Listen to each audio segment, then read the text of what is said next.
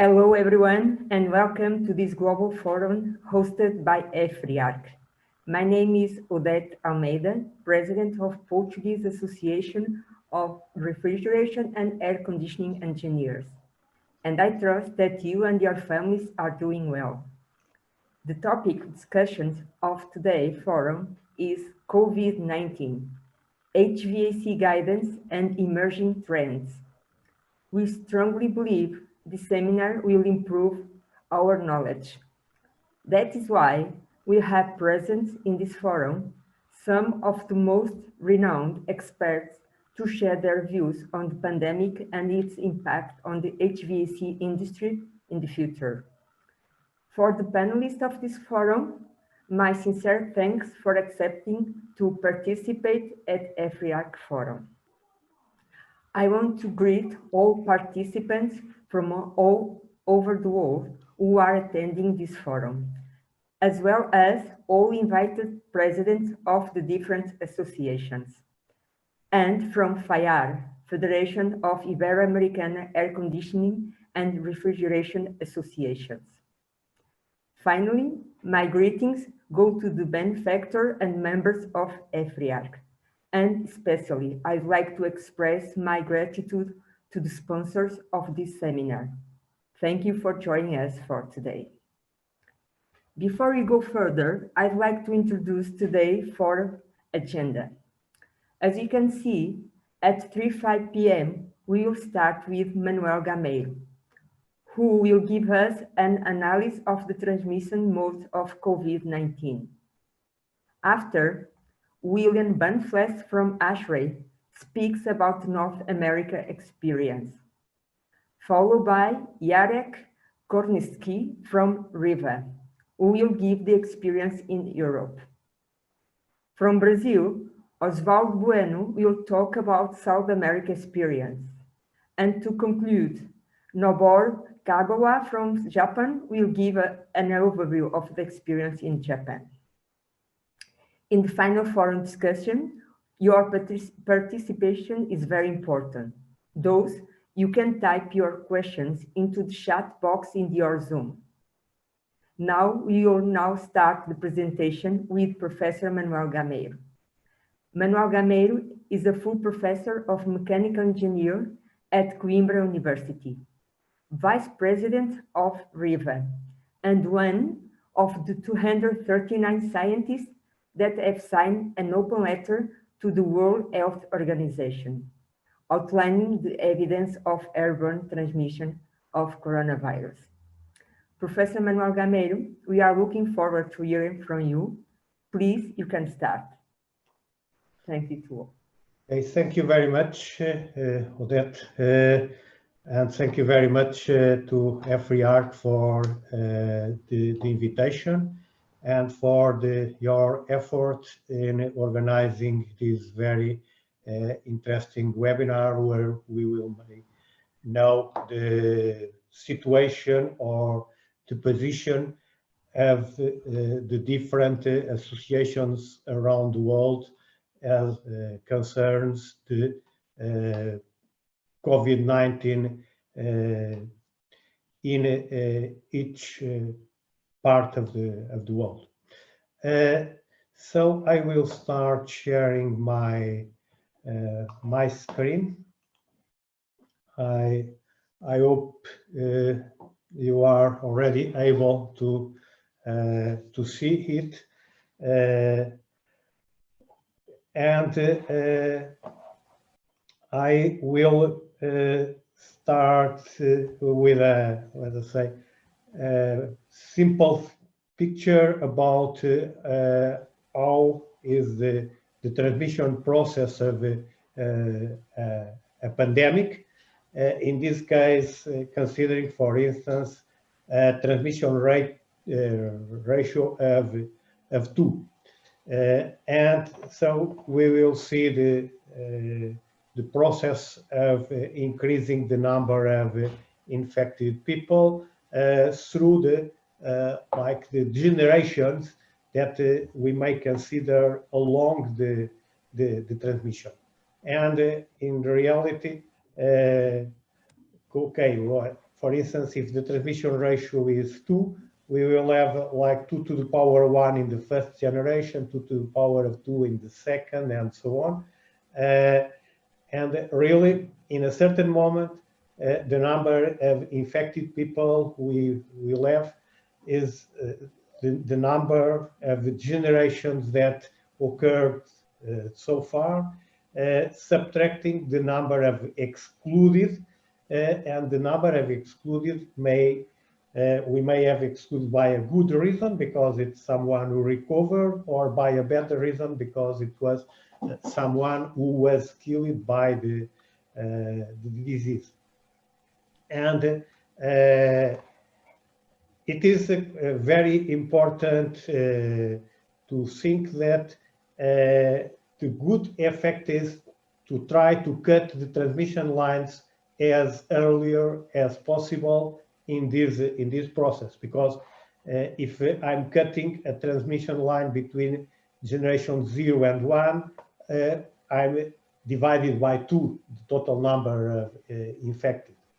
And if I'm doing it in the year in the second transmission line, I'm cutting 25% and so on. But if we want to analyze the implications of COVID-19 with indoor air quality, we should try to analyze more what is one line. And okay, first thing we have to consider what are the dimensions of the SARS-CoV-2, the virus responsible for this disease. And basically, here we have a picture of a microscope image of a colony of SARS-CoV-2 virus in human tissues.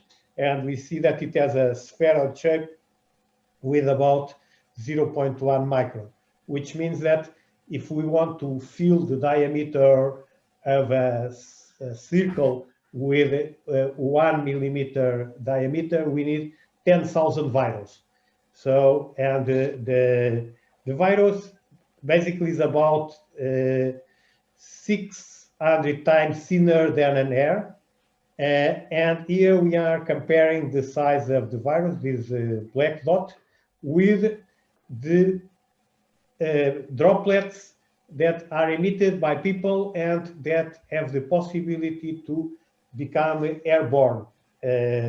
So those with dimensions less than 10 micron. On the other hand, if we compare the virus with the air molecules, the virus is about 300 times the size of an air molecule, which means that there is no Brownian movement.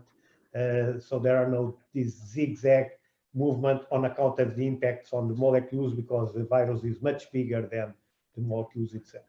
So these are like the particle size ranges in the indoor air. Airborne particles with sizes till 10 micron, basically. And the virus, of course, is much smaller than this, so it means that it may become airborne. And connecting the size of droplets exhaled by people with the contact modes, the aerial contact modes, we may consider 3 different classes. So first of all, we have the small particles with the diameter less than 10 micron, and in that case, the force balance is basically quite favorable to the aerodynamic forces, which means that these droplets will be dragged by air and will follow the airstream. The medium-size droplets, they have dimensions between 10 micron typically and 50 micron, and in the beginning of the movement, the forces are balanced, so they have like horizontal passes, and after some time, velocity will decrease on account of the friction with air, and aerodynamic forces will also decrease, gravitational force becomes dominant, and they will fall down.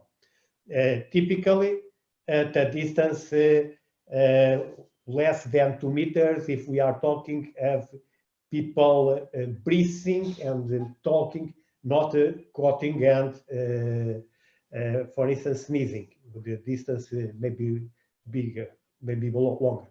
And finally, we have the big particles where the gravitational forces are dominant almost from the beginning. And in that case, they will fall down at a short distance, basically about 1 meter. And this behavior occurs on account of this graph where we have the relationship between the drag coefficient of a sphere and the Reynolds number, which is a dimensionless coefficient, giving us the relationship between the inertial forces and the viscous forces on the surface of the sphere.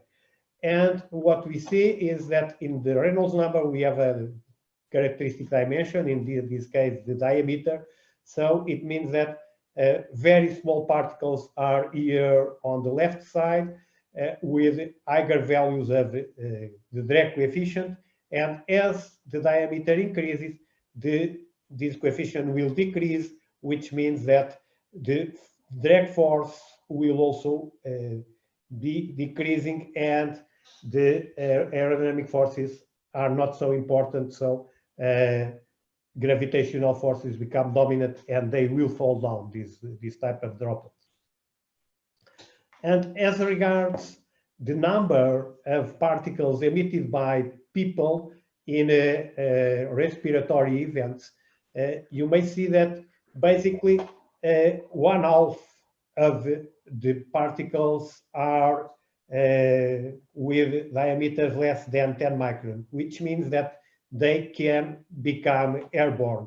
And so, and they may stay floating in the air during a long period. So here we have like a visualization of a person sneezing, and you see that we have here this cloud, this white cloud is composed by these airborne particles, and the cloud vanishes after a short time because the liquid phase in the droplet will evaporate. And on the other end, you see the other particles here with a more ballistic behavior. So they are behaving like a bullet with a path that is very much, in this case, dominated by the balance between the inertia force due to the initial velocity and the gravitational force. So on account of that, we have like three different transmission modes. The airborne transmission mode, where we have the evaporation of the liquid phase. In the end, we have the droplet nuclei, and finally, we have like the inhalation. The droplets, which are like missiles, shoot from the emitter to the receiver, and finally, the contact mode, because surfaces are contaminated with very large particles. People may touch, have some behavior coming with the ends close to the inhalation area, and people may become contaminated. And basically, we have here in this table the connection between the transmission modes and the measures that we may apply to protect. And so for the airborne transmission mode, basically we have like the mask, the face shield, and the ventilation. Of course, the mask works well also for the droplets and the contact, but for the droplets, most important is also social distancing, or okay, it's not social, it's physical distancing. And for the contact mode, hygiene, disinfection, and a good behavior is what matters. So I think we can, like one transmission line, we may consider this different phases. Like there is a phase one, which is like the production inside of the virus inside the body of the infected person, where we have the main issue is that this virus is multiplying much more than other viruses. And I think this is the reason why airborne transmission is very important, because the viral load in aerosols is much stronger, and thus we may have a concentration that will be enough to infect people. And if aerosols have a concentration over the threshold of infectiousness, from the point of view of the reception, it is much more probable to be receiving, to be inhaling an aerosol than to be receiving, for instance, a droplet that should have a direct pass from the emitter to the receiver. Okay, so these are simulations performed by the team of Professor Hugo Lee in Hong Kong Technical University. And if we represent the result of this simulation, we see that there is not a safety distance when we are talking about aerosols. And okay, here we have the protective effect of masks. Of course, masks may be used to reduce the emission from the emitter side, but they may be also reduce the inhalation in the receiver side. And of course, if we want to improve indoor air quality, we have like these possibilities, like reduce or remove the source, and we can do it with a mask in the emitter. We may also have filtration and air cleaning. We may do it, for instance, with a purifier or air purifier, or with HEPA filtration and other possibilities. In case we know exactly where is the source, we may have like a localized exhaustion. And of course, in case we have many sources that are, we don't know exactly where they are, as what happens with people inside rooms, we should have the dilution with fresh air, trying to reduce as much as possible the concentration. Okay, as a conclusion, okay, during this epidemic crisis, we should avoid to be face-to-face. And even if we should also play with directionality, if we should talk side by side, not face-to-face. The spaces should be heavily ventilated, trying to reduce as much as possible the concentration. Okay, there is a sentence that we should not forget about indoor air quality, and it is, what matters is the dose. And the dose is the product of the average concentration by the time of exposure. So we should reduce the concentration and we should reduce the time of exposure. And of course, trying to reduce the concentration, we should use masks. And masks are also important outside because, you know, we have some protective effect of being outside, because we have much more diffusion, and because we have ultraviolet light. But the time that the ultraviolet light of the solar radiation needs to inoculate the virus is a different order of magnitude from the time of the contamination if we have two persons sit at a short distance. If I'm sitting at 1 meter in a table from a person, the traveling time between me and this person from a droplet being exhaled by me is in the order of 1 second or less, while the time needed to inoculate the virus with the radiation is in the order of minutes. So there is, we should also be careful when being outside if we are in places with other people. Okay, and I think these are the references I use it to this presentation. Thank you very much for your attention. I will stop sharing my presentation, and now I think I may invite the next presenter, Professor Bill Bahnfleth, who will talk us about the North America situation and how the pandemic is being considered in North America. Bill Bahnfleth is a good friend. It's nice to see you, and I think it is one of the most active persons in this field. Thank you very much for all your very relevant contributions. So, Bill, the screen, okay, in this pandemic time, it's not the floor, it's the screen. The screen is yours. Thank you for the introduction. I hope everyone can hear me and see my slides. I'm very glad to be with you this morning, and this is a little different than the usual presentation.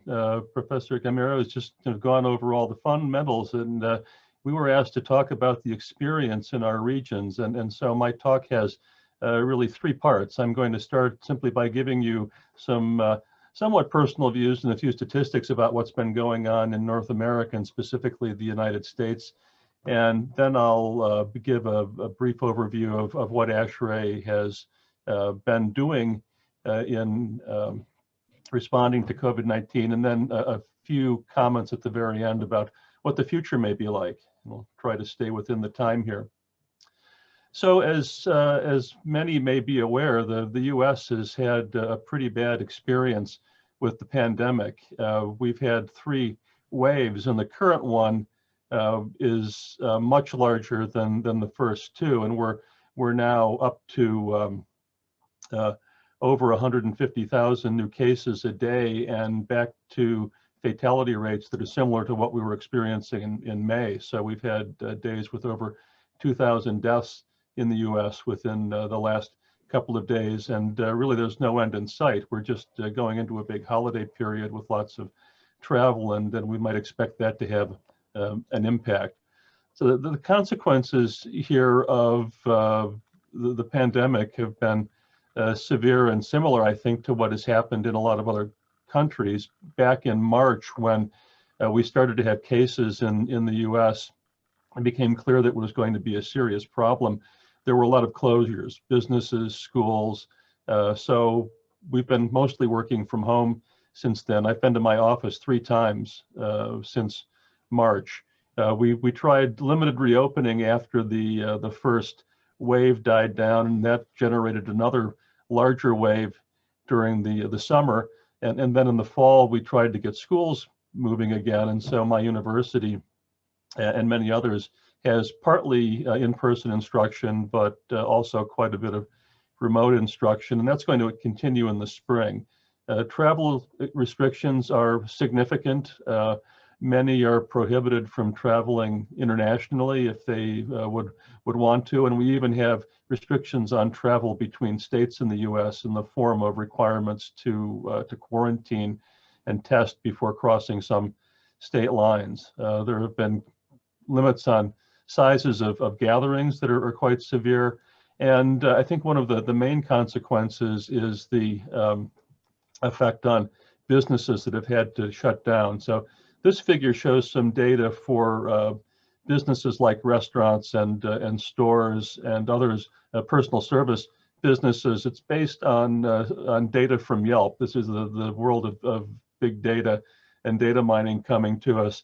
But what you can see is that some types of businesses have been severely affected. That as time has gone on, permanent closures have increased. There are in fact now more permanent closures reported than temporary closures of these types of business. So it's having a big economic impact.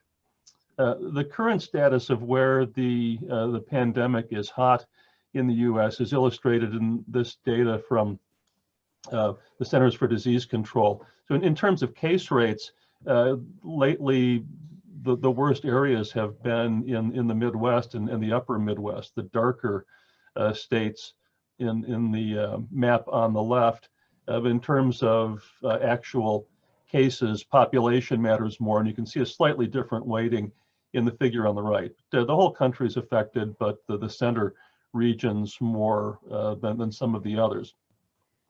So I live in a small county in the center of Pennsylvania. It's a county that only has 160,000 residents, and about 100,000 of them are in the area where I live, the State College area. We have a big university here, and there are about 60,000 students who come to the university every year to study. And I've put here the information on our county that kind of shows what's happened as we've gotten tired of trying to behave well during the pandemic. You can see in the cases by day chart, for example, that from the beginning of the pandemic in March through about the middle of August, we had very little in the way of activity here. I think at that point we had about 350 cases and there had been 11 fatalities, and then the students came back. And so all of that incidence of new cases that you see from August on is correlated with students coming back. And we've gone from 350 cases to almost 6,000, and from 11 deaths in 6 months to 35 over the last 3 months, another 24 new ones. So there are a lot of things besides HVAC that are contributing to the severity of the pandemic. And although what we are doing in our field is very important, but I think this context is quite important to understand. There are also political dimensions to the pandemic in the US, and of course, reading about American politics is a pastime for the entire world. The things I could say about that is that to date we've had a fairly diffuse response to the pandemic. The federal government has not really established national programs, and so states and cities have had to deal with it. And in fact, the messages that have come from the top have been rather mixed as far as what public health measures are really important and should be followed. But we're expecting significant changes with the new administration, which has already gotten quite active in terms of trying to organize a COVID-19 response. And I've listed the main points in the agenda of the new Biden administration on the right-hand side of this slide. Things that have been much discussed for a long time and now hopefully will happen. Better access to testing, better supply chain management for personal protective equipment, more of a reliance on science and what public health officials are saying in terms of responding. And we're also starting to work on the vaccine distribution plan, because that seems to be coming soon and hopefully will be very helpful. But that's a very important issue, and the cold chain is a big part of that. And there are others as well, but if you're interested in reading the details, I've put the URL for that part of the transition team site on this slide. And of course, the Centers for Disease Control, the US parallel to the World Health Organization, has only recently recognized the possibility of indoor airborne transmission. It was the letter to WHO from the scientists was mentioned before. I was also involved in writing that. It's taken a long time to get acceptance that indoor environments with poor ventilation represent a higher risk factor. And so now there's no longer the same conflict between what organizations like CDC and WHO are saying and what ASHRAE and REHVA also in Europe have been saying.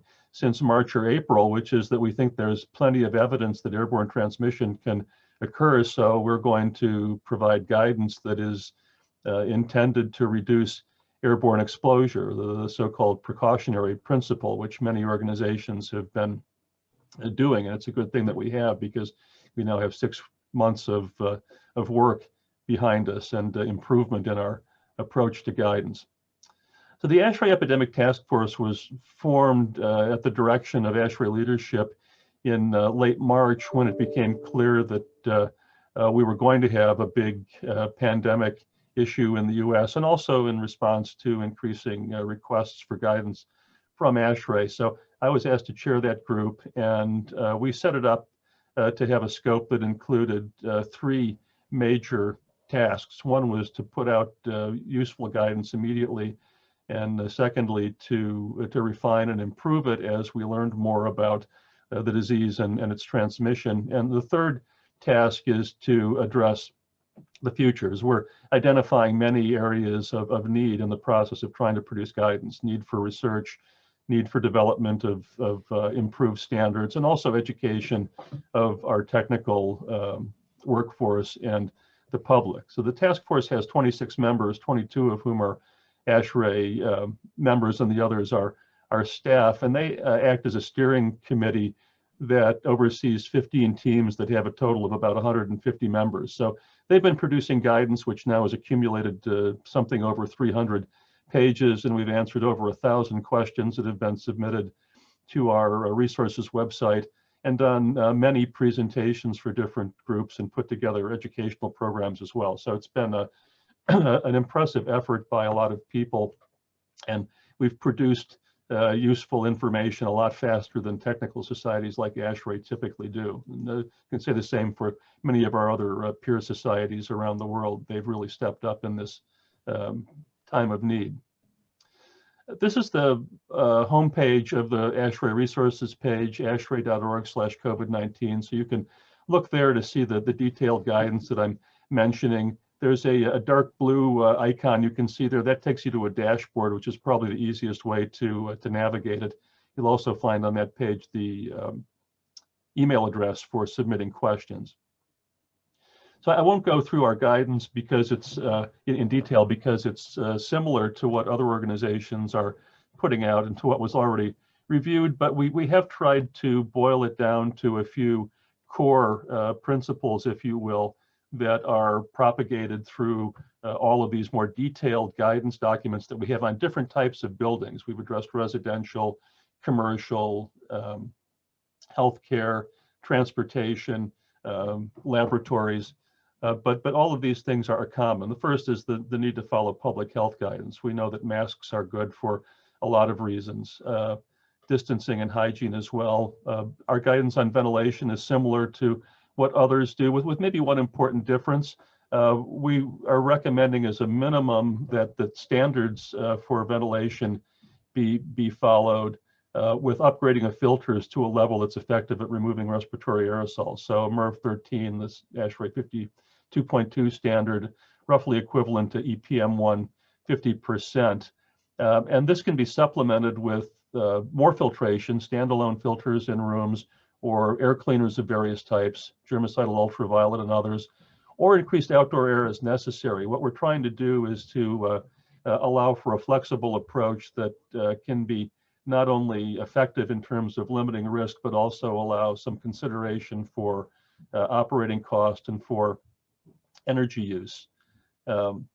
With respect to air distribution, the main thing we're advising against is strong air currents that can extend short-range transmission. The key to combining these different elements is using an approach that's based on a total uncontaminated airflow rate. So we don't need to do it all with ventilation if we can use filters or air cleaners to meet the requirement. And there's several operational guidelines as well. We've not taken a strong stance on the need for humidification, although some are very big proponents of this. We don't think the evidence is so clear that this is a first order control, but if buildings have humidification, we certainly think it's fine to maintain their set points. Buildings should be ventilated whenever they're occupied, but they don't have to be ventilated all of the time. This is, again, in the interest of limiting energy use, and we don't think that it really increases risk as long as there's some flushing of the building between uses. And we've also addressed things like energy recovery wheels and other potential sources of recirculation. And finally, we think that commissioning of systems is really important. I think we all are aware of how many HVAC systems don't function as well as they should. Just one example, there was a recent report published in the US that looked at schools, and it found that 41% of school districts in the United States, which represents over 100,000 schools, had 50% or more of their HVAC systems in need of major repairs or replacement. And if you go down the list, a few more items, you see windows is another one. So both of those are bad news when we're trying to protect buildings against airborne infection risk.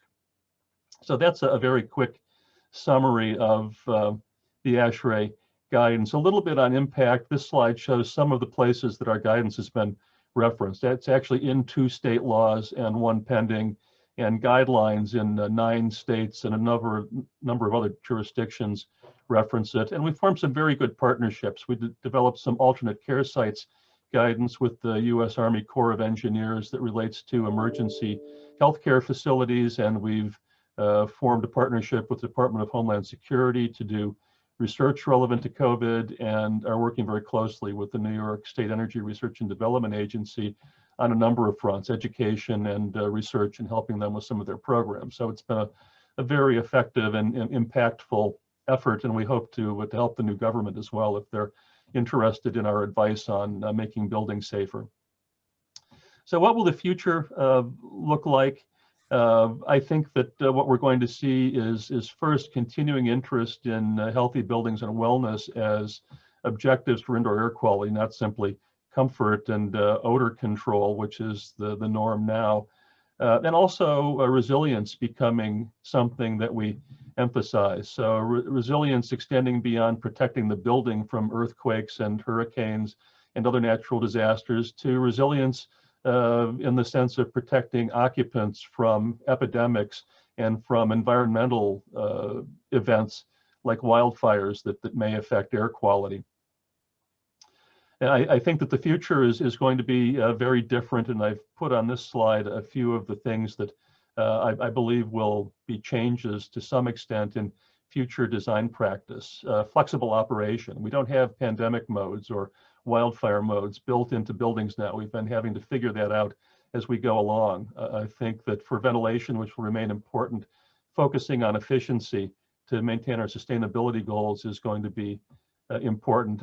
But particularly, I believe that air cleaners and other alternatives to ventilation are going to have to assume a larger role in order for us to have the kind of buildings we want to have in the future. And also, smart building technology will be central to that. So different and more effective use of sensors, expanding demand control and looking at it differently than simply using it as a way to minimize ventilation, providing good indoor environment where the occupants are, and energy optimized operating modes that provide good indoor environmental quality.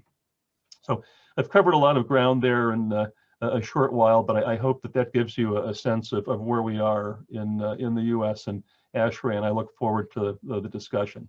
Thank you.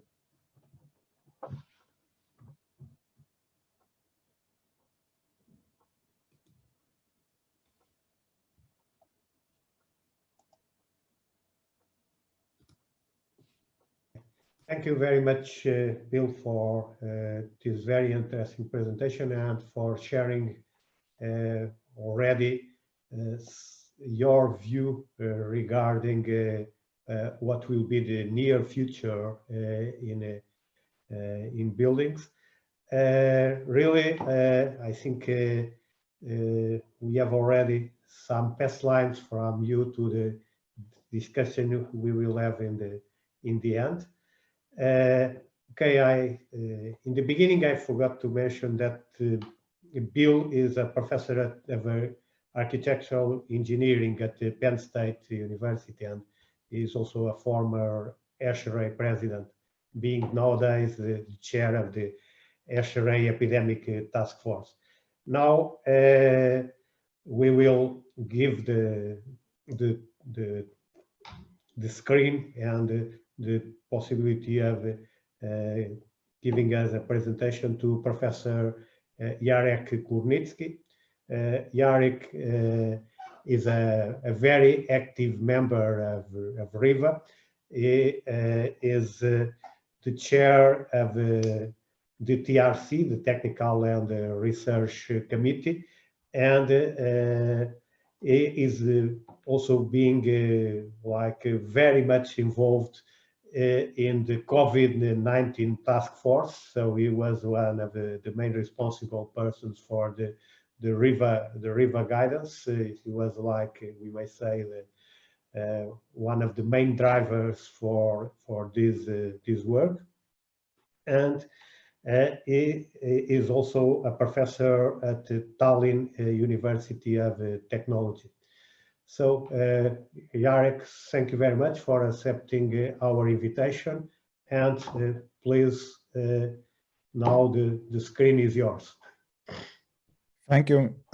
Thank you, Manuel, for the introduction, and good afternoon for everybody. So I am trying to discuss what can be done and what needs to be done in the future. And Manuel already did very nice theory presentation, but perhaps just to repeat a couple of important things. So what we can do with ventilation and what other means we have to reduce the virus concentration. So there is one illustration with ventilation, and we can see that there is no effect what is the concentration very close to infected person. So in the room not ventilated, it's still very high concentration, so the source is the same.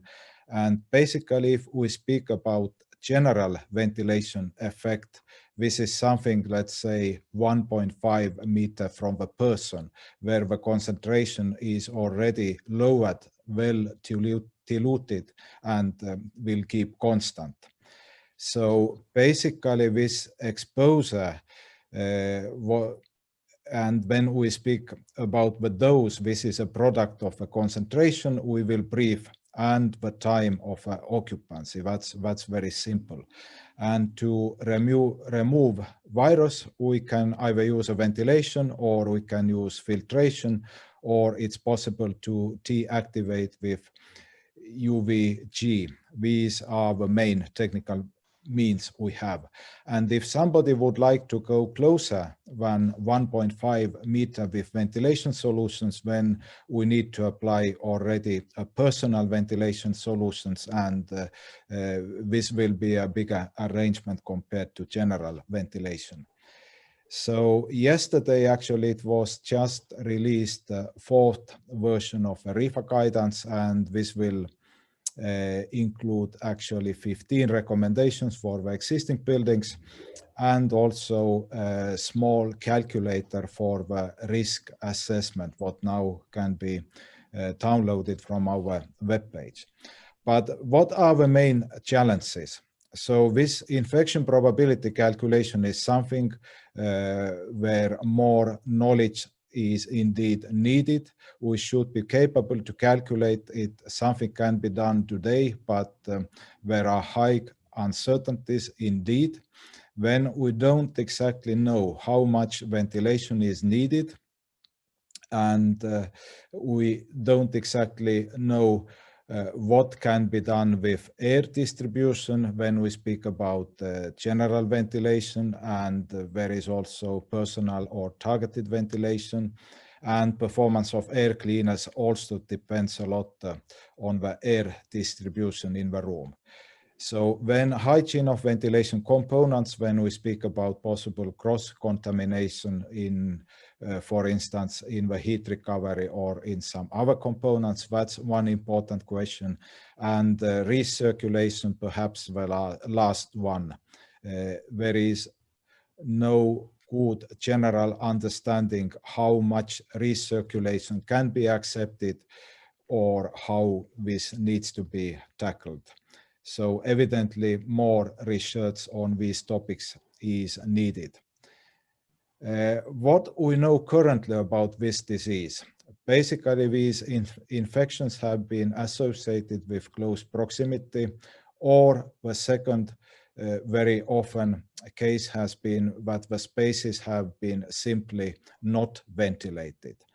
From some cases, ventilation rates have been reported and have been as low as 1-2 liters a second per person. So this is roughly by factor 10 less than it should be according to existing standards when we speak about 10 liters per second per person. But we don't know is this enough or not. There is not very good evidence for that. When we have some evidence from hospitals where much higher ventilation rates have been used, starting from 6 air changes per hour and something. There are some examples with existing standards what you will end up in different type of rooms. And in meeting rooms and classrooms today, it's quite often we end up with 5 air changes. So these are pretty close to the hospital ventilation and can be already quite safe. And WHO has started to speak about 6 air changes per hour very recently. So this is something where we see that high capacity ventilation is needed, but indeed this is case specific, depends on the size of a room and many other parameters. And for that purpose, we need to be capable to calculate infection risk somehow. So Wells-Rayleigh model is a most common dose response exponential model what has been used. And this can be used for any airborne virus, like a common cold, which actually has quite a similar emission rates compared to SARS-CoV-2, and also for the influenza and so on. So there is some data already published for this SARS-CoV-2, but when it depends a lot on the activity, and especially if somebody is singing or loudly speaking, when the emission rates can be very high. But let's say for not speaking person, sedentary activity, this is quite the same range compared to common cold. And these calculations can be conducted. This REHVA calculator is already now available in our webpage. Everybody can download and then calculate similar results, which will show for a certain period of occupancy here, 8 hours, what will be a risk in a specific room if it is assumed that one infected person is in the room. So for instance, open plan office, well ventilated, it will keep below 5% for 8 hours, but not well ventilated open plan office, less than in current standards, the risk will be significantly higher. And there is nothing can be done in very small rooms like this 2-person office room, even if well ventilated, risk is very high. But what is interesting to see in the classrooms with different ventilation rates, risks keep quite low. So both the ventilation rate and room size will matter because resulting total airflow per person is important to dilute the concentration. So recently CDC provided a report that from the homes telling that if somebody is COVID positive in the family, then 53% of family members will become sick within 1 week. And this is something you can try with this calculator. So when we speak about home ventilation, having significantly smaller capacity than the ventilation in public buildings when the risk is very high. And indeed, this calculation does not consider any close contact. So it means in homes, ventilation is not a solution. Indeed, it needs to be, focus needs to be put to the staircases and other common spaces where ventilation indeed is needed, but inside your house or flat when a person just needs to be isolated to a specific room.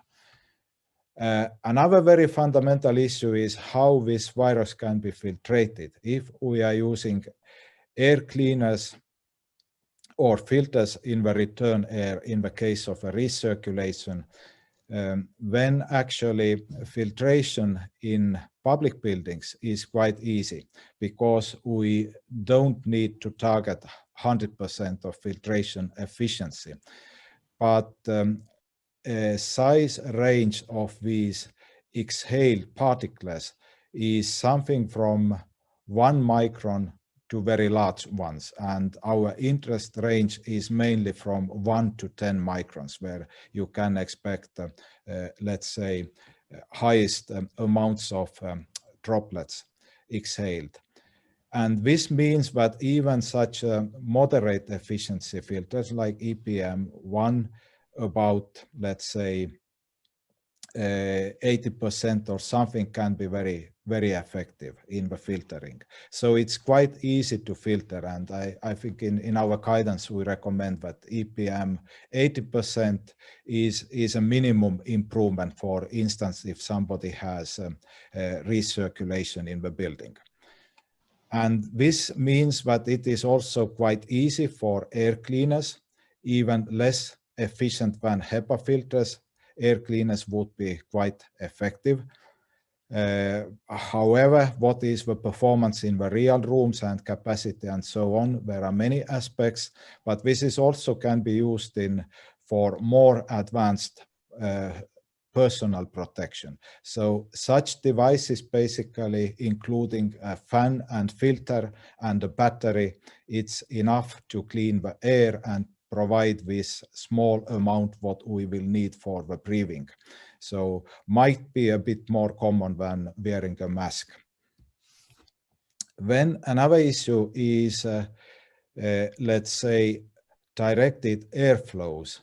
And this Chinese restaurant case is very famous because there was an index person and the split type of air conditioner created a strong air jet, and perhaps it had some effect how this, let's say, virus concentration was spreading, and it boosted it in that specific room.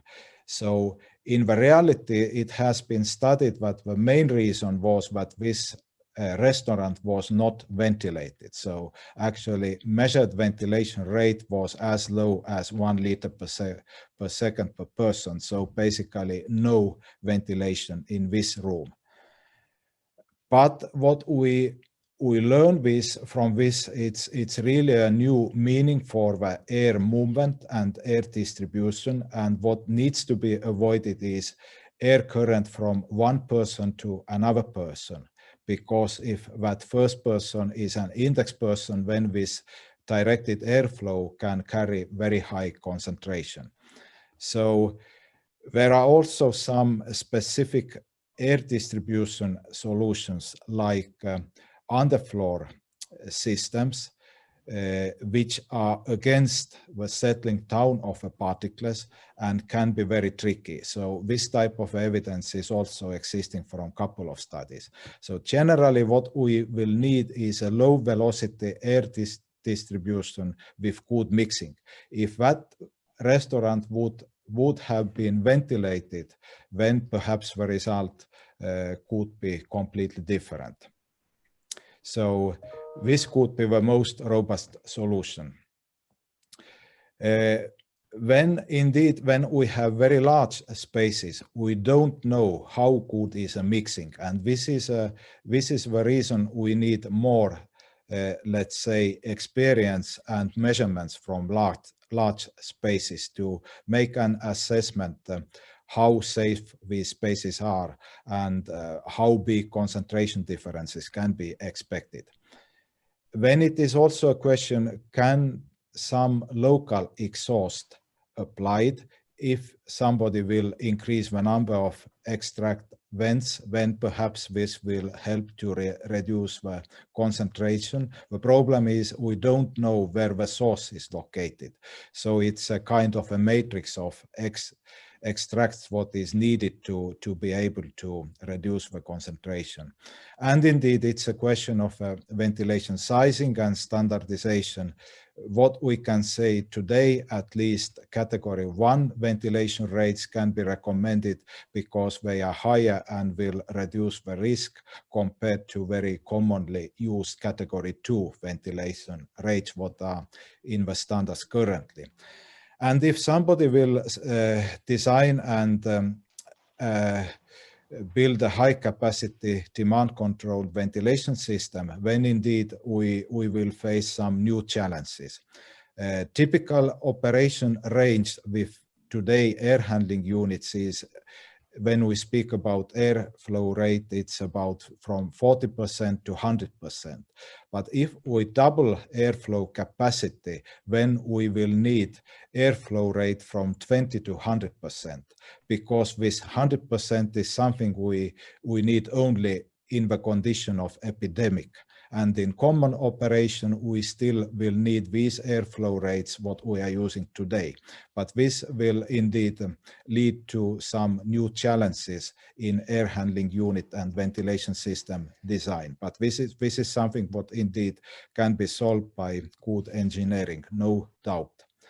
Then what can be done with personalized or targeted ventilation solutions, there are also many opportunities to provide air to the breathing zone and to do it so that concentration will be lower in workspaces, or to apply this in smaller meeting rooms, which actually are not safe spaces, but the large ones are much more safe.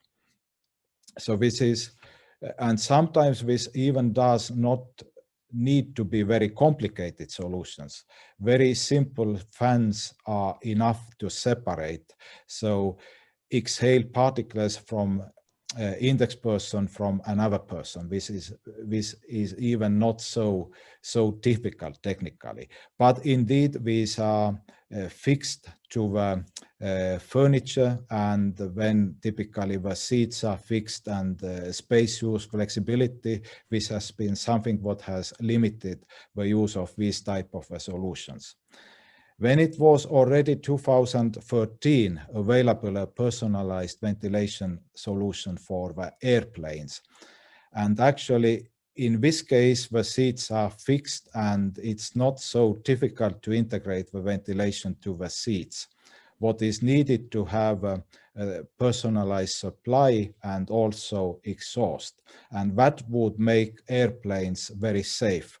Today, it's only way to use a mask in the airplane, but this is something what really would be needed in these days.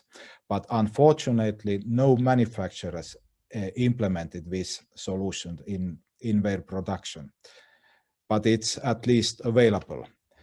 Then it's a question how we can monitor what we have a good ventilation. And today we just recommend take a CO2 measurement and we tell what limitation CO2 measurement will have, because it depends on the occupancy and so on. Perhaps something more dedicated monitoring can be developed. This is one important question. When we have provided quite detailed guidance, for instance, for rotary heat exchangers, where one can suspect if equipment is not working properly, some carryover leakage could happen and some cross-contamination can be the result. But this is something what can be controlled and the guidance will exist, but this is just one example of such cross-contamination what can happen in ventilation system. And indeed, this is very important topic to avoid this type of cross-contamination. So to conclude, there are indeed very many possibilities to improve ventilation solutions to reduce the risk of transmission of any infection disease in public building. Today, we already can recommend category 1 ventilation rates, but perhaps even more significant improvements and higher capacity ventilation systems would be needed in the future. So with outdoor air ventilation capacity is an issue, air distribution, cross-contamination, air cleaning, and also IAQ monitoring aspects, what can be seen as a first priority. In Europe, we have this renovation wave, and that would be very good to retrofit existing buildings so that the ventilation solutions will be improved at the same time. And indeed, it's a kind of a recommendation for the funding agencies and industry to invest to develop practical technical solutions that can be easy applied to existing buildings. And in the longer run, indeed, we need to update building codes, standards, and guidelines to be revised to improve preparedness for future epidemics. Thank you.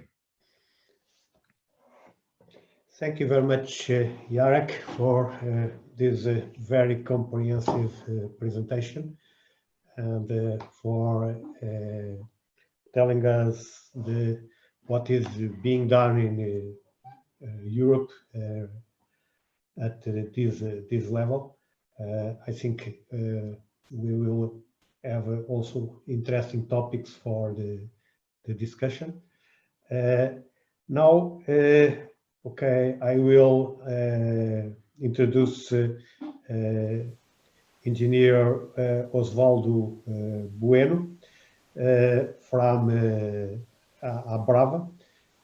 He is a consultant working in Brazil, and he is also the chair of the Brazilian Committee 55, dedicated to heating, ventilation, air conditioning, and refrigeration, and is also the ASHRAE as a counselor for the Latin American region.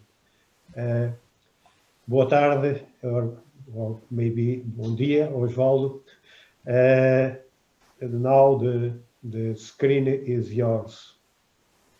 Muito obrigado.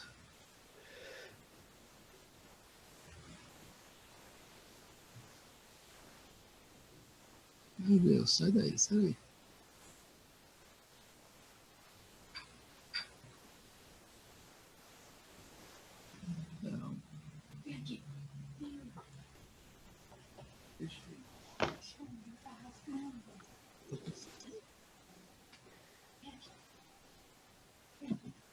Bom, boa tarde a todos. Good afternoon, everybody. I would like to thank HVAC for the invitation to come and be a part of this fantastic team of engineers and decisions made to improve our health and help us to go and move to this difficult time and situation. And I'm representing ABRAVA, that's the Brazilian Association for HVAC.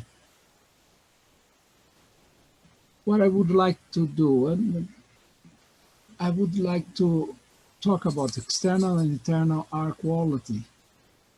I would like to show what are the numbers in Brazil about making an analysis panel of excess in mortality from natural causes in Brazil in 2020.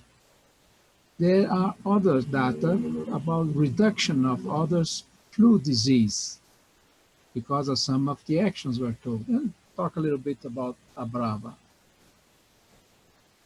I would like to start with this. This is a very old stuff. It's important for me because it's from the starting point of Brazil in some way.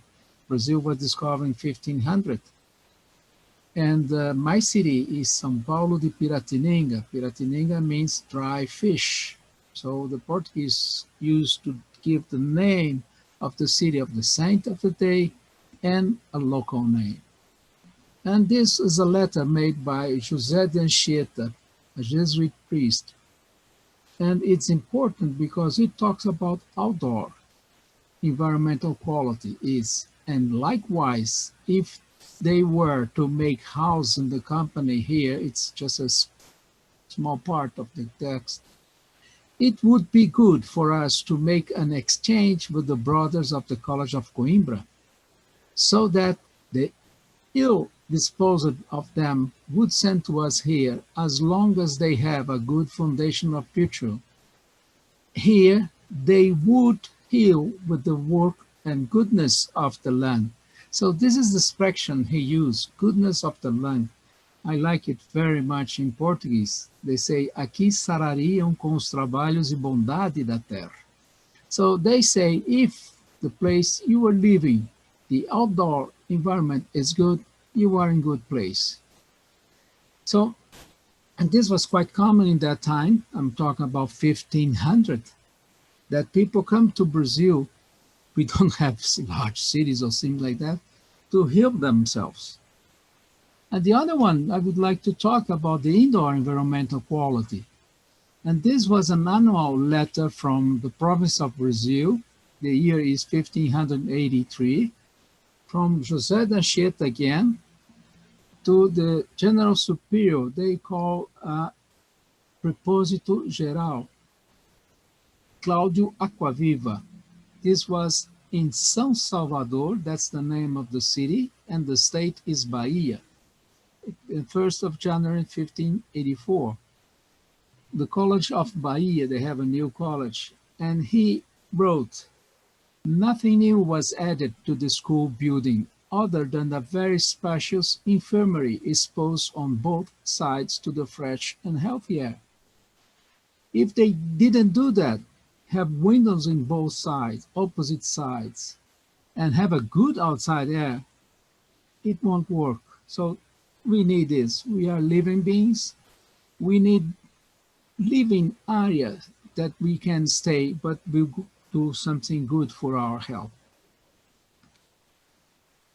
So let's see, what are the numbers in Brazil? What happens here in 2020? So we have what they call a monitoring of death indicators in a strategy recommended by the World Health Organization to assess the direct and indirect effects of the COVID-19 pandemic on countries.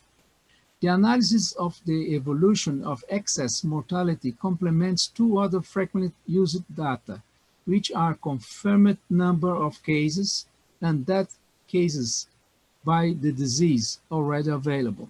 It's CONAS. CONAS is a system that we have here in Brazil. And the deaths expected in 2020 were projected based on data from Mortality Information System. We have a register of everybody that dies in Brazil and why he died, so they can check that. But they make an average between 2015 and 2019, pick up the largest number and the smallest one. So you will see a gray area in the graphic. The deaths observed in 2020 were based on the data from the Civil Registry Transparency Portal, from the registry information we have.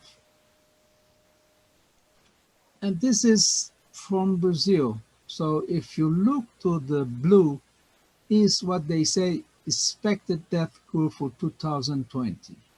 If you look to the gray, is the maximum and minimum death from 2015 to 2019.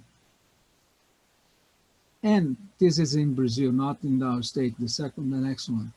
And the red one, this is what we care about, is the number observed death. So people, though this is week by week in a long period. So you can see it represents a lot. So we were talking about a number greater than 3,000 deaths in 30,000 deaths. So in a week. But almost 25 is what they expected to have without the COVID. So I come to my state, São Paulo. São Paulo is the largest in population in Brazil. The population is around 40 million inhabitants. Again, it's the same thing. You have the blue one is expected death curve, and the red one is observed death that really happens, and maximum and minimum death for the state of São Paulo in 2015, 2019. So you can see that it follows it. It's a great number again. We were talking about a total of 7,000. A total expected was less, a little bit higher than 6,000. And the difference is the COVID. What it was going about 1,000 deaths in the week. So let's split Brazil in their regions, because we have everything in Brazil. We have the south, that is Europe. We have Bahia, that is Africa. We have the Amazons, Pará, in the center of Brazil, that is, let's say, more Indian, local Indians than people from other places. And São Paulo is a mix of everything. So we have the north, northeast, midwest, southeast, and south. So now we have the numbers that they call indicators is the total orbitus expected, 739,000. The excess due to the COVID was 177,000. So this was 24% more than was expected. So it's a big deal if you talk about COVID. It's not a common flu. That's not the point. And I'm not talking about this. You have on the left the excess of mortality per week in different regions of Brazil. So you have the south, the southeast, the midwest, west, north, and the northeast. So the numbers for each region and the total numbers from Brazil. So that's, you can see the numbers, how they grow, and they are very, very important. So they add another graphic. This is from another document that he shows in the world, but this is only until May, so it's old data. I'm sorry for this. But he shows about heart disease, cancers, breath disease, infections in the lung, and the other disease, let's say. And you see the COVID, it's a number like 50,000 in the world. Was in April and May. But the other one goes to 350,000, like the heart disease. Then you go to Latin America. The number was still growing in April, May. So you were above 5,000, probably 7,000. And the heart disease, that the biggest number was 20,000. And then we came to Brazil. Brazil, we have a graphic in that time was growing very fast. We have almost 5,000 cases of COVID, and the largest one is heart disease with 7,500, the number.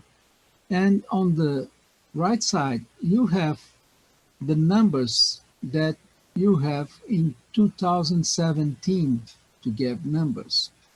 So this year, 2020, we have 170,000 deaths of COVID if we go until November 24. And then we have the other one. So COVID is number 3. It's after heart disease and cancers, but is bigger than the other infections in the lung and the others illness. So it's a huge number. It's very important. It's not a simple flu. So, but there was something that was not so bad. It helps us, we think, to improve, or let's say not to improve so much, but to reduce the number of deaths we have. So the first thing that people from dealing with this is Roberta Jansen. She said that in October 11, the care to avoid COVID led to the fall of the other respiratory disease. He's commenting Rio.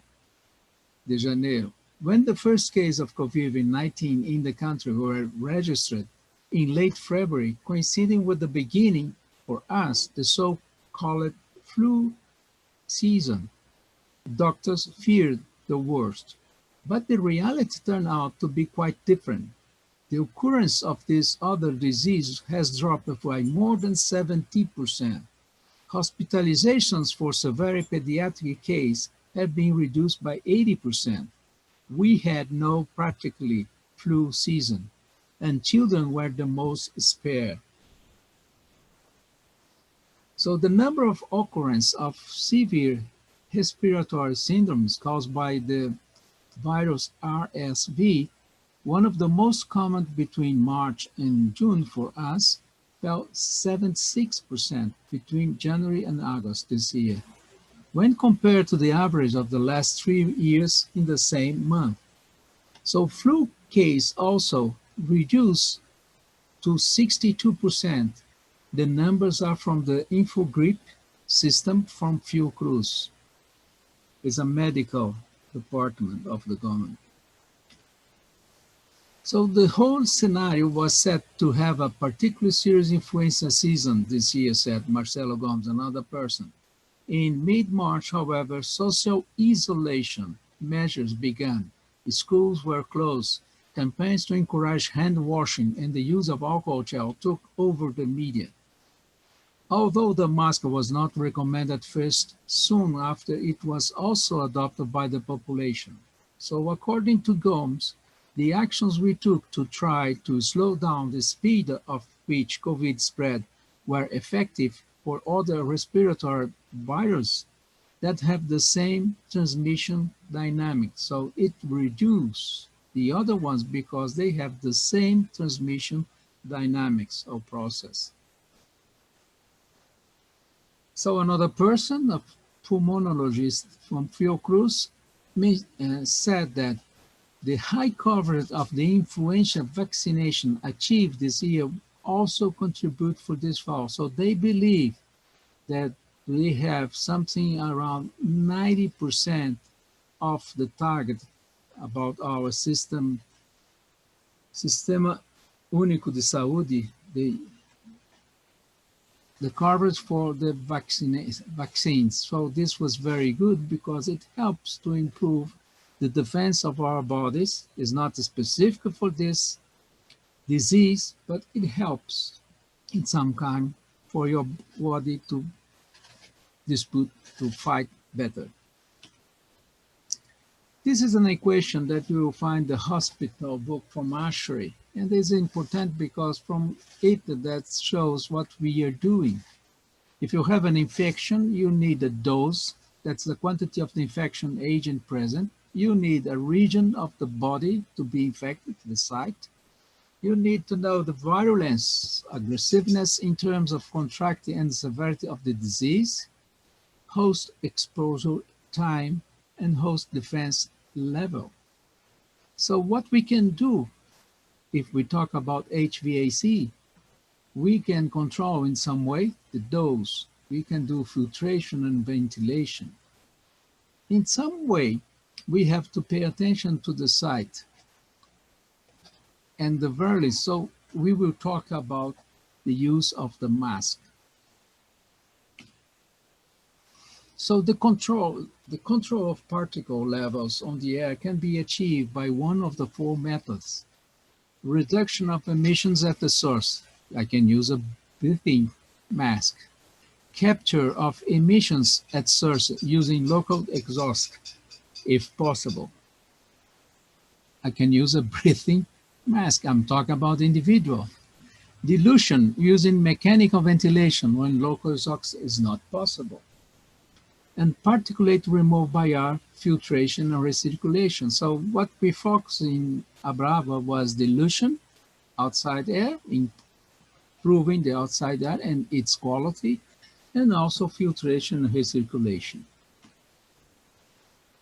So what we did in ABRAVA. In ABRAVA, we have what we call HENABRAVA, is a recommendation about system and air conditioning in general.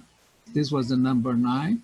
So ventilation in a HVAC and R system to reduce the risk of contamination of people with SARS-CoV-2. And we create also, in some way following the example of ASHRAE, an ABRAVA COVID channel that you may find official communication lists, videos from ABRAVA, interview with the experts, legal bulletins. In Brazil is a difficult if you have to deal with people that say that they get some disease because he works for you and so on. So this, you need some legal orientation also. Economic department information, it's difficult to live in such a situation, so we must know what we can do better or what we can expect from the future. General question, there is a long list of questions and answers. And so this is the ABRAVA. I'm not going to read because it's long, but the idea was define actions that can be implemented in existing installation that have mechanical system for HVAC and R to reduce the risk of contamination of people. And those actions, they should be done in a very low price, let's say. Something that is possible to do, like increase the filters efficiency, or if it's okay, and also increase the ventilation.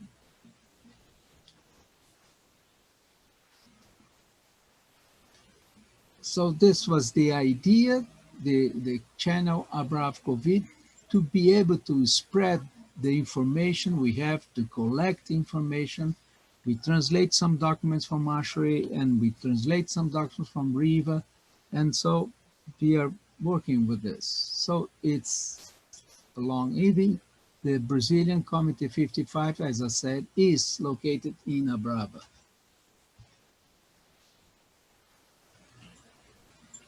Videos from experts. And what worries me now, it's air conditioning in transport vehicles and bus. I think this is something to study. It's very important. As I said, legal documents, economic department, links useful, workshops, webinars. We were doing a lot of them. But also there is a Brazilian Society for Control of Contaminations. They represent also another Brazilian committee from ABNT, the Brazilian Association for National Standards, 046. And that's it. I'm sorry if I run a little bit. I hope it's okay. And if there is any question where I take all the things that I wrote, you will find in the bibliography. Thank you for your attention. Thank you very much, Oswaldo. It's funny because you start the presentation exactly with something that, you know, I'm a member of the College of Coimbra. So it looks that if I'm in a bad mood, I should move to Brazil. According yes. to... If you want to heal yourself. Maybe not today is no longer appropriate, but in the past was. Ok. Você iria viver com a bondade da terra e com ar salutífero. Okay. Okay, thank you. So now we will have the presentation of Professor Noboru Kagawa from Japan. Professor Noboru is a professor in the Department of Mechanical Systems Engineering of the National Defense Academy of Japan. He is a former president of JSRAE, the Japanese Society, and is executive in the executive committee and the management committee of the Industrial Refrigeration Institute. and is also the ASHRAE HAZA counselor for the Asia region. Thank you very much for your availability to share with us your experience. The screen is yours. Please proceed with your presentation. Thank you very much, Professor Gameiro. So I try to operate my presentation.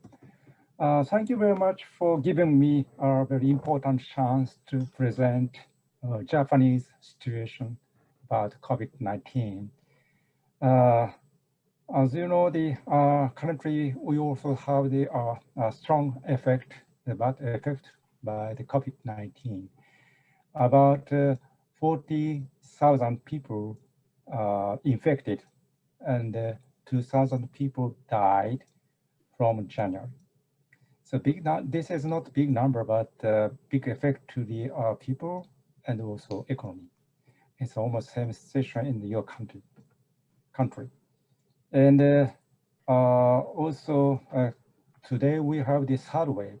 That's also the big effect to all of us. So today I would like to explain about the related laws in Japan, and also the system of the HVAC, and also the Japanese new technology, including ventilation, filtration, electrical treatment, and the sensing system. So there is a related law, several related law, but some of them are just keeping the good situation inside of the room, IAQ. Professor Noboru, Yeah. Just a question I have here in the chat. So will you use some slides presentation, or do you have some slides? Yes. Yeah, because the slides in this moment are not being shared. Already, okay, I will check. So you need to, let's say, to go to the share screen on the on the bottom of the Zoom window. There is a share screen button, and if you click there, you will have the possibility of sharing your screen. Okay, just let me try.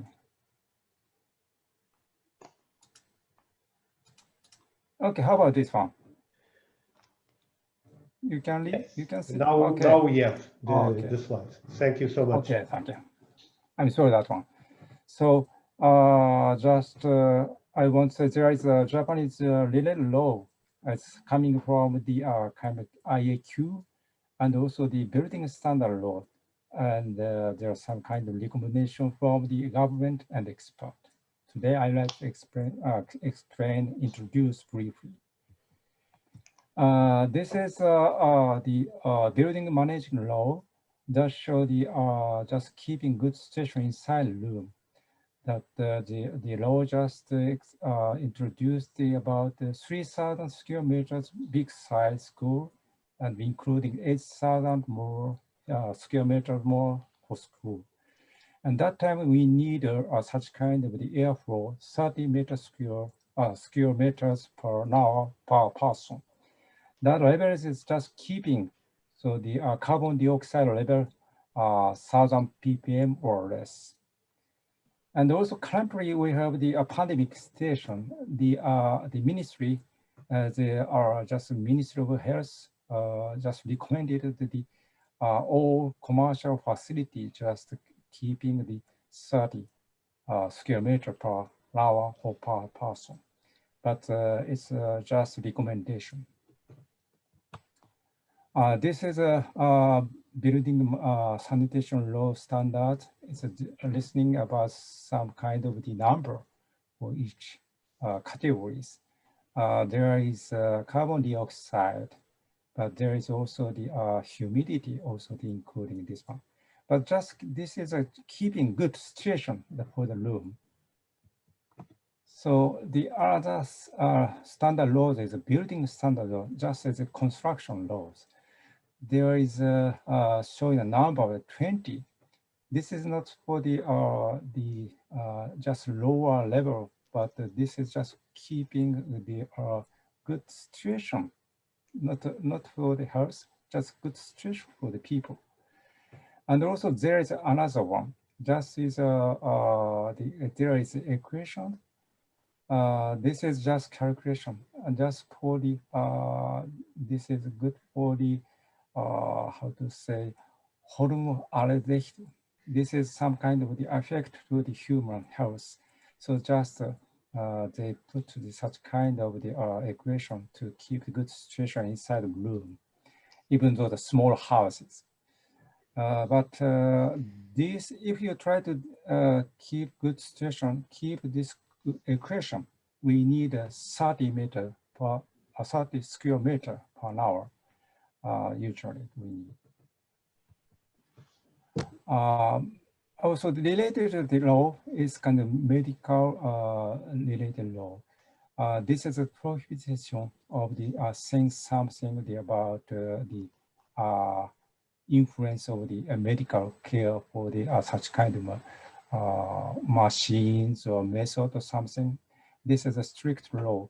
So later I would like to introduce some Japanese technology, but most of the company don't say something about this is good influence to COVID or good influence to influenza flu or something. They just say it's a good effect. Maybe they have good effect. So just only say something like this one. This is something kind of low, but so this is sometimes the kind of war to expanding such kind of good, or I have no idea, good technology to the people. This is a kind of the recommendation from the society, academic society. We can say JSRAE. This is the Air Conditioning and Sustainability Engineering Society. They just advised such kind of the some terms. So they just recommended, just keep the building sanitation law, just I explained it. That is just good for the COVID-19 maybe, and just risk of spread infection is considered to be extremely low, they said. But the room air conditioner and commercial package air conditioner or fan coil unit not equipped with medium performance filter, that time we need some kind of ventilation system, they say. That's a very important thing. And also the there is sometimes they must take care of airflow direction. Usually we must take care, we must put masks in, even though inside the room, if there are many people, we must take care about the circumstance and the situation inside the room, even though the people. Because some people, sometimes the people include infected people. That is a very good bad situation. So they just time usually appropriate ventilation they recommended. And also there is a special case, for example, hospital criticals. Usually they just indicate some indication like this one, are very detailed. And also there may be sometimes like this one, important items, just opening windows. As they say, 2 times each hour. That's enough to replacing all air from the room. So this is maybe good situation, even though there is infected persons or not. Anyway, this is just I want to briefly explain about the Japanese technology, which may be affected to the such kind of protective from the COVID effect. As you know, there are many pollution items, including PM 2.5 and another dust, mold, virus, and chemicals items. So HVAC system is a very useful items to protect these items from the people. But I think this time the ventilation is most important items. And there is also filtration and the electrical treatment and sensing. They also are very important. So I would like to explain it briefly. So as you know, and also the other presenter explained about the importance of ventilation. So they're writing about ventilation, but finally opening a window is a good item, good system. But as you know, there is a difficulty for the, it depends on the building style. If they are higher level, higher story building, they cannot open window. So that time still we need a special ventilation system. So this is a diagram of the air conditioner. It's conventional air conditioner. This is a simple one. This conditioner is a cooling coil, heating coil. Just the air is coming inside, and just air conditioned air just supply to rooms and return back to the exhaust. Some of it just return to the air conditioner. So this is this means it's just returning with some kind of the wheels and but materials. So there is another system. This is a total heat exchanger system. Just supplying clean air to the inside. And outside, just the old air, old air just go to the outside. There is a heat exchanger system to keep the temperature inside is to almost constant. This is good idea. Maybe later I will show you. Because this is this return air flow rate is limited. So, but this is almost perfect changing the room as designed. This is another machine. This is the outside system. This is a outside air, just inside, and receiving the heat or just radiating heat by using the vapor compression cycle, and the air is just air supply. And there is the return air from the room, and just the room, just the heat exchanged the cycle, and the air is exhausted. So that means it's perfectly separated from the inside and just separated the temperature inside, outside. But the air is exchanged dramatically. That's also good for the house. And how about VRV and VRF? There is a VRV usually putting it here like this one, and not ventilation system. We must put fan, just supplying, just the exhausting fan. So it is not good for the efficiency. So that time we need a total heat exchanger sometimes, or like this one. This is kind of the heat exchanger system, or just putting the another air conditioning system to supplying the fresh air from the outside. So that time we can use VRV or VRF for the just combination system. So to keep room clean. And also there is another one, already putting the VRF in the stores or small small buildings. That it's difficult to put such kind of the total heat exchanger system or the additional air conditioning system. That we can put such kind of the retrofit installation total heat exchanger.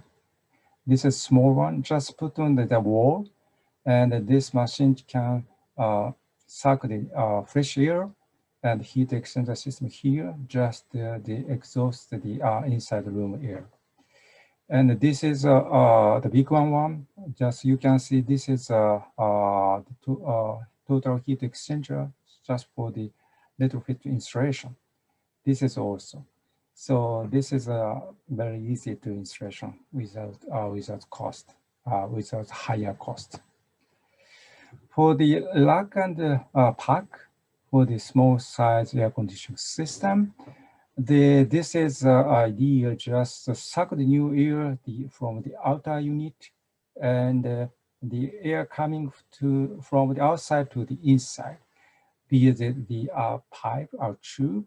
The tube is, there is another tube for the refrigerant tube inside and outside. So that means there are 3 tubes for connection. And that time the just sucking the new air and distribute like this one. And also that time they say the just sucking the humidity of the outside, and they will using the humidity for the adding additional humidity inside room, like a humidization. And later I would like to explain to use to high performance air conditioning system.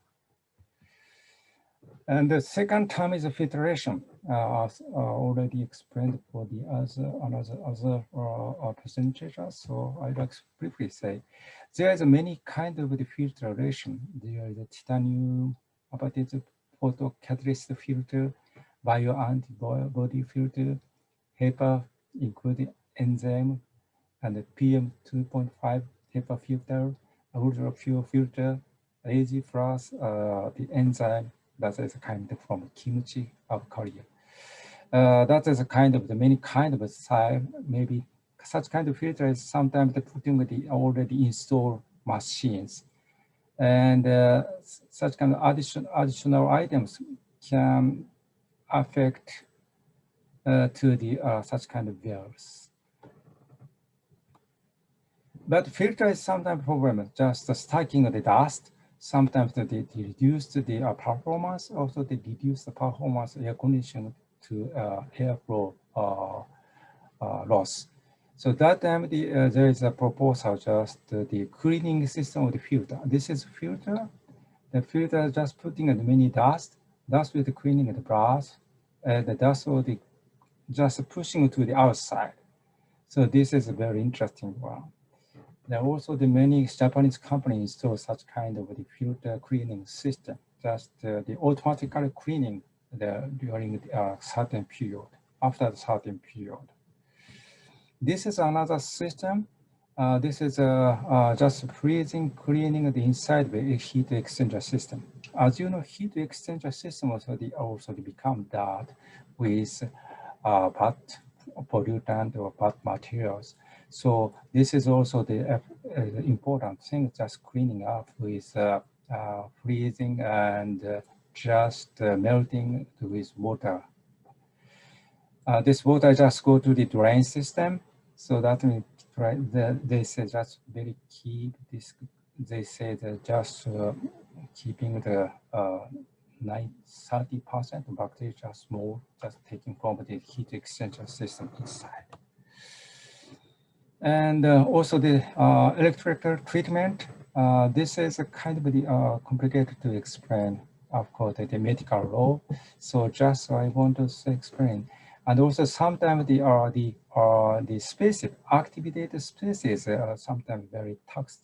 So the company just must design to control the amount of release and ensure the toxicity safety.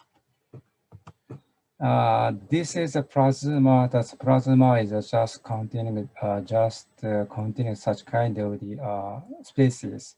This species is just good for the allergens or various substances. They said.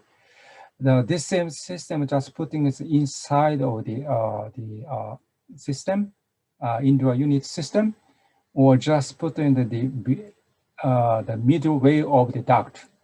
So they say that should be good for the keeping the system clean. So they recommend it. This is another one. This is the logical, OH logical. That's also they say that is very effective to the such kind of the materials. So this also the using for the keeping the inside of the indoor system, heat exchanger system. For example, some of them just to the go to the outside of the indoor system, and sometimes they use for the keeping clean inside of indoor unit. Usually such kind of material we try to use for the keeping clean inside of the unit. This is also the system, just taking sucking the fresh air and water, and they also distribute in the water humidity as a humidity in the water, and also the using the clean for the heat exchanger system within the plasma. This is another system, just putting a special the electric field and just taking off such kind of dust with drain. And also sometimes they just produce the ionizer to putting the ozone for the airflow, but just to keep the toxic safety always. This good for the keeping inside clean, that's they say. And I see just taking such kind of the dust or the bad material and taking off from the drying water. This is a simple one, just the circulation. They're also using such kind of the plasma, special plasma system, electric discharge space, just taking off such kind of the just affect to the such kind of wheels or something. And the sensing system, temperature, humidity, human motion, air quality, including fine particles, dust, carbon dioxide, and room layout. There are many sensing systems we already applied. This is carbon dioxide, just checking the inside the room, and they try to changing the airflow rate depending on the person's number or just carbon dioxide level. This is also the sensor system. This sensor is just sensing floor plan, wall, floor, ceiling, status, position, distance. There are many stations just watching this like this. This is kind of spy camera or something like that, watching this through inside the motion of the people or the situation of the window, and just checking the air condition, the operation station. There also the flap. They also the changing flap angle or just the angle or just flow rate. This is another system, just a password cooling system. There is a airflow ratio that's just keeping the person. Just this is also good system. Just make such kind of zone, a special zone for cleaning. This is another system. This is good for maybe for a hospital. There is a negative pressure clean room with double HEPA filter for outlet. This is a temporary construction system. So some of them are just production in Japan, but some of them are already selling in Europe, European country. So maybe you can find such kind of technology. So this is all my talk for today. Thank you very much for your attention. Thank you very much for your, let's say, very interesting presentation with many technical solutions to improve indoor air quality. I think now it's the time to have some debate.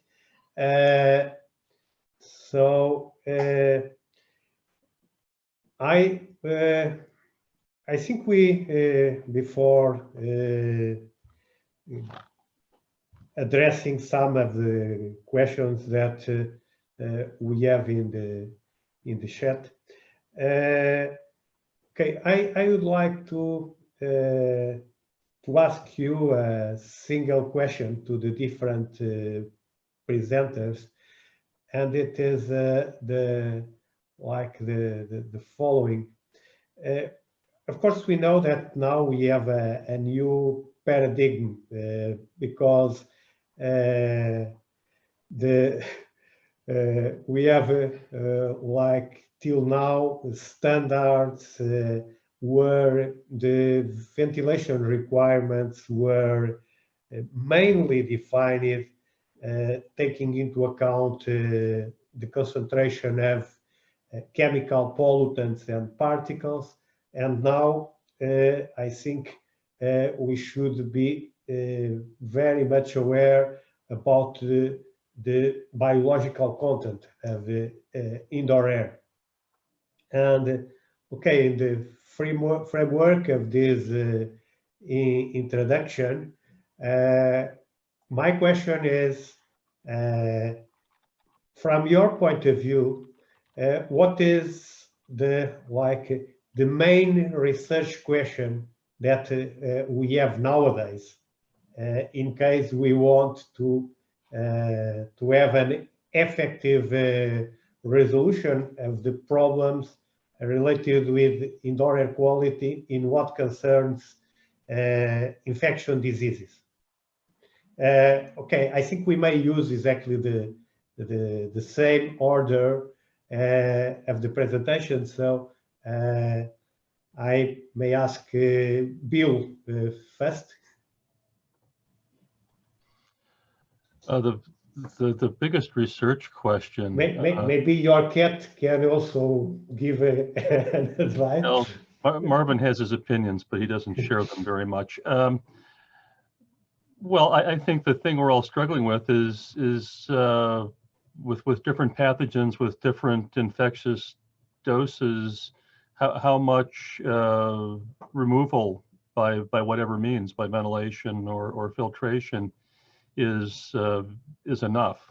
That's the biggest unanswered question. I would think that we would be able to probably prescribe appropriate controls if we had that number. Jarek mentioned 6 air changes per hour, but that's just a pretty rough guess at what might be appropriate. Okay, Jarek, I think Bill was somehow passing you the ball. Yes, thank you. I had a couple of slides where I tried to list these research needs, but I fully agree with Bill that we should know what is emission rate of that virus. So when we will know what is the source strength, when it is possible to design measures to keep this under control. So therefore, I think this is also a kind of a standardization work. We need to specify these emission rates because we know that there is a variation depending on the activity. So on somebody super spreading, and we cannot protect if somebody is super spreading, but in normal conditions and most of infected persons likely we can. And when this is one question to specify this source strength, when always, let's say, how equal would be a concentration in the large spaces, these questions related to the air distribution, I think these would have a first priority, these 2 aspects. Just to complement your point of view, I think it's once we have what you say, and we also basically, I think we need also to know what is the infectious result.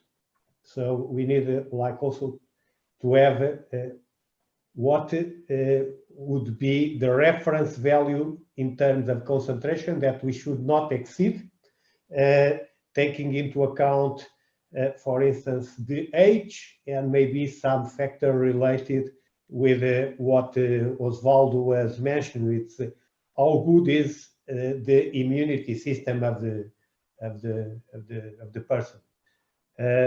So I may also put the same question to Oswaldo. Okay. Well, what we did regarding this concern about health and quality of the indoor air, we always have a questions, what filter we should use? So we decide after some meetings that we will have a charge inside of pollutants, particles. We are talking about particles. And we have some conditions in the outside air. And you have equipments that don't have filters, like say, bean, you call it viga fria, chilled bean.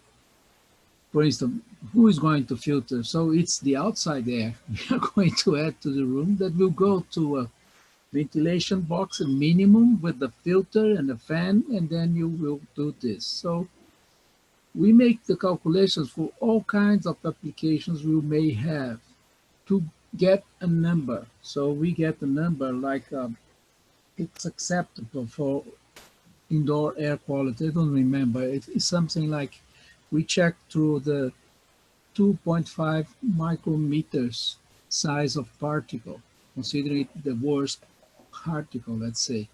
We are not talking about filtration of virus, but particles around 2.5.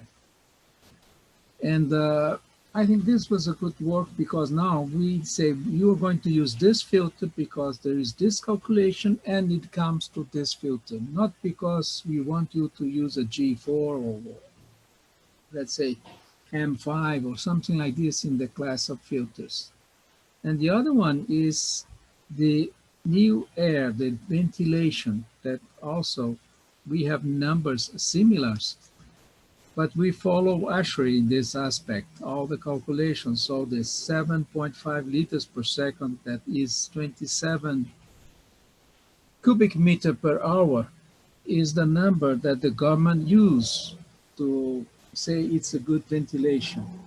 But this is why I'm thinking that my concern is about bus.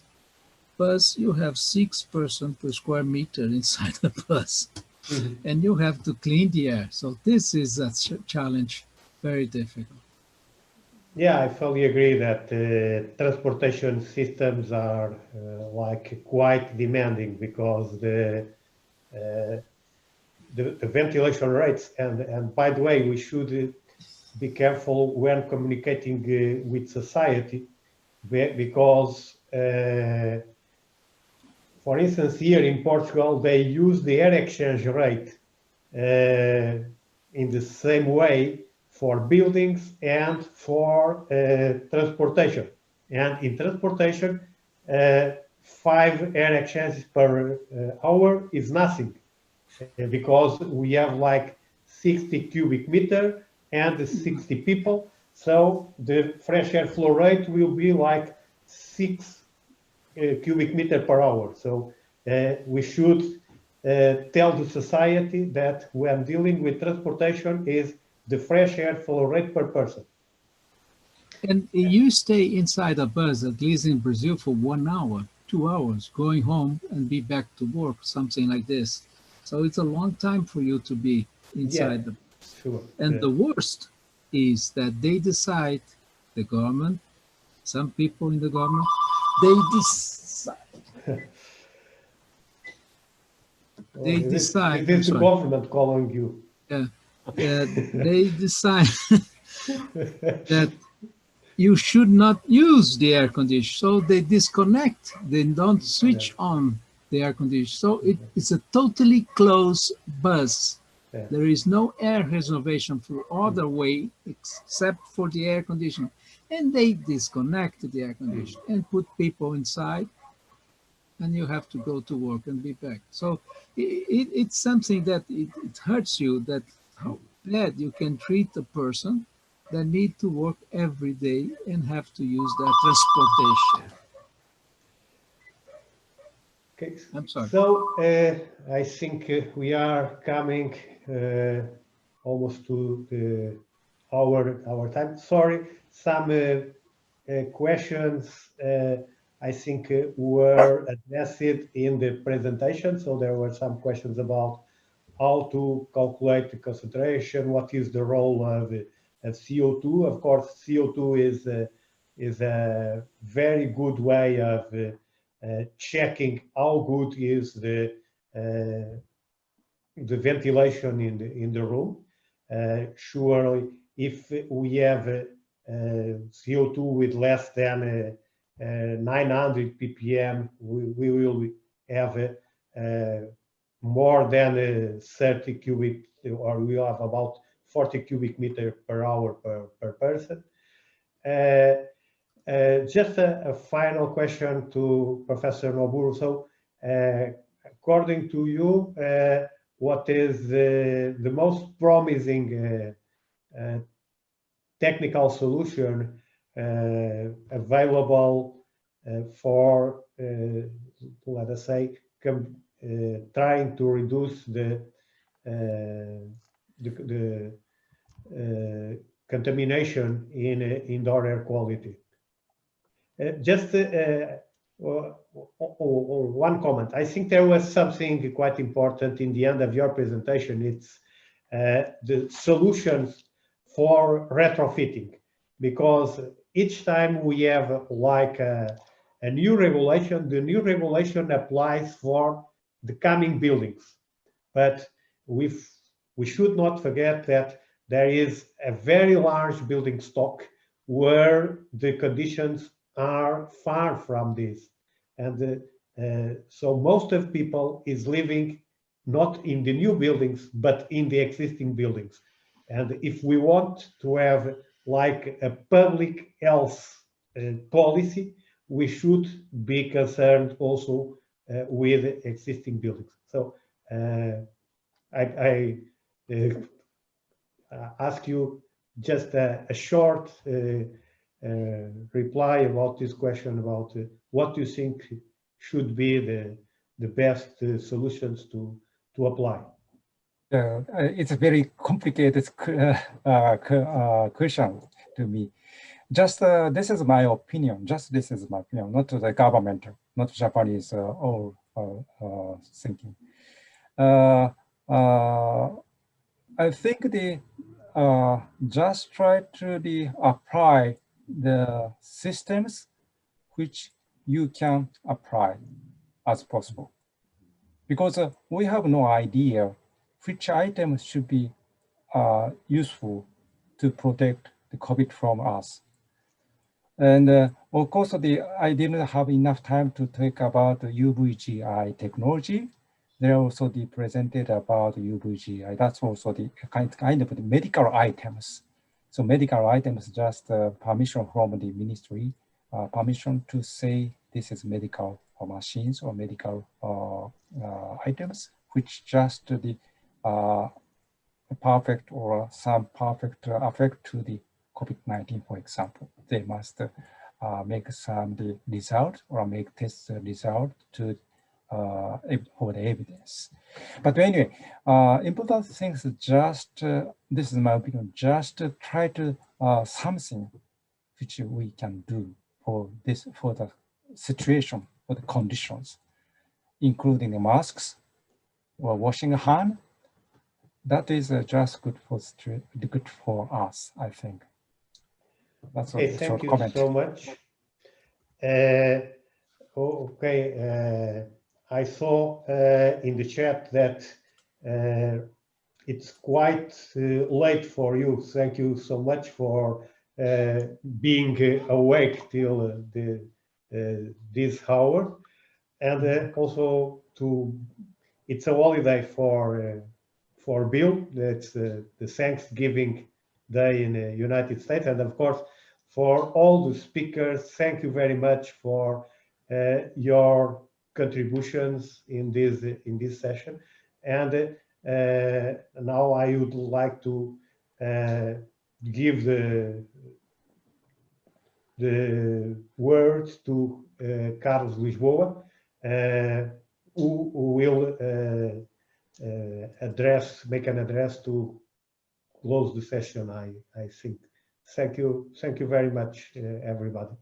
And not only the presenters, but also the participants. It was really an impressive number of people attending the session. Okay, so it's it's late now. Just a few words of thanks to everybody. I don't need to repeat what Manuel Gameiro already said, especially to Noboru and Bill. I would like also to thank ASHRAE, because actually this event was possible due to the connections that EFRIARC made in the meetings in ASHRAE Associate Societies Alliance.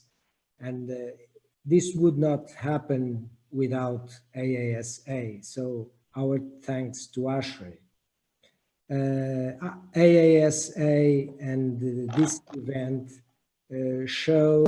prove that we can all work together wherever we are in the globe. And with this, I close this session, and hope it is fruitful to all the participants. Thank you so much to all.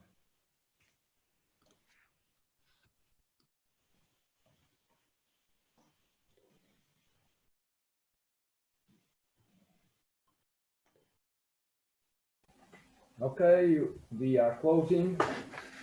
See you next time. Bye-bye. Thank you for the invitation. Thank you very so much. much. Thank you. And, Bye-bye. Thank you. Bye, thank you. Bye-bye.